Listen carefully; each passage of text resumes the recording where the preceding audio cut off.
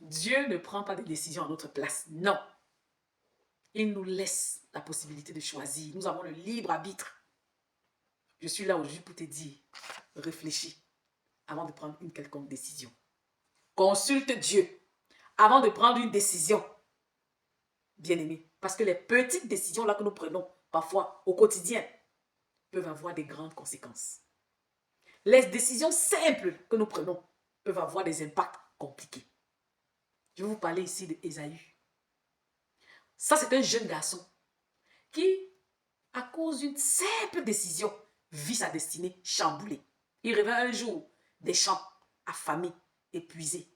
Et il vit son frère avec un plat de nourriture, un plat de lentilles. Et il lui demanda. Son frère lui donna pour condition de vendre son droit d'aînesse. Il lui dit, vends-moi d'abord ton droit d'aînesse. Alors, tu pourras avoir ce plat de lentilles. Et Ésaü, sans toutefois réfléchir, accepta le deal. Il vendit son droit d'aînesse juste pour apaiser sa faim. Sûrement après cela, la vie continua comme si de rien n'était. Mais beaucoup plus tard, dans le futur, bien-aimé, lorsque la bénédiction réservée à l'aîné allait être octroyée, Ésaü se vit surpassé, dépassé par son frère. Son petit frère vint récupérer la bénédiction qui lui était due. L'aigreur, la déception, le désarroi. Je viens ici te dire, toi qui m'écoutes là, réfléchis. Consulte Dieu. Ne prends pas de décisions à la hâte. On te dit là, non, décide-toi. Est-ce que c'est maintenant ou rien? Ne prends pas de décisions à la hâte. Parce que là, tu ne seras pas à même de voir les petits détails. Beaucoup de gens ont hypothéqué leur vie, leur destinée à cause des petites et les simples décisions qu'ils ont prises comme ça à la hâte.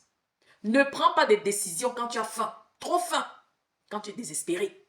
Parce que l'ennemi que vous voyez est subtil, il est rusé. Il attend nos moments de faiblesse. Souvenons-nous de Jésus-Christ. Il jeûna pendant 40 jours. C'est à la fin de son jeûne que le diable va le tenter. Ne prends pas de décisions quand tu es désespéré.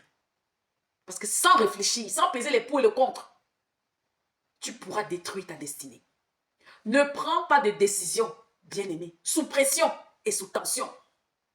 Consulte Dieu. Parce qu'il y a beaucoup de gens là dehors qui vivent dans les remords. Ils vivent dans les regrets, mais ils ne vous le disent pas. À cause des décisions simples qui avaient l'air anodines que ces gens-là ont prises dans le passé. Et aujourd'hui, ils vivent les conséquences, les impacts. Je viens de parler. Toi, à qui on dit, on ne vit qu'une fois. Ah, c'est quoi? Après tout, c'est ta vie. Divorce. Sors de ton foyer. N'oublie pas que les décisions là que tu prends, parfois ne t'affectent pas toi seul, mais ont de l'impact. Affectent ton entourage. Affectent parfois ta communauté, ta famille, tes enfants. Combien d'enfants voyons-nous aujourd'hui grandir avec un manque d'affection, paternelle ou maternelle, à cause des décisions prises à la hâte? Oui, parfois des simples décisions qui ont des conséquences, parfois irréversibles. Tu veux changer, il n'y a plus moyen, il n'y a plus rien à faire. Les choses ne sont plus pareilles. Réfléchis, consulte Dieu. Consulte Dieu. Ta vie n'est pas en danger. Même si dans ton foyer, tu connais les hauts et les bas, recherche la face de Dieu. Bien aimé, parce que quand les conséquences se feront ressentir, tu seras seul à payer le prix. Aujourd'hui, tu écoutes ma voix.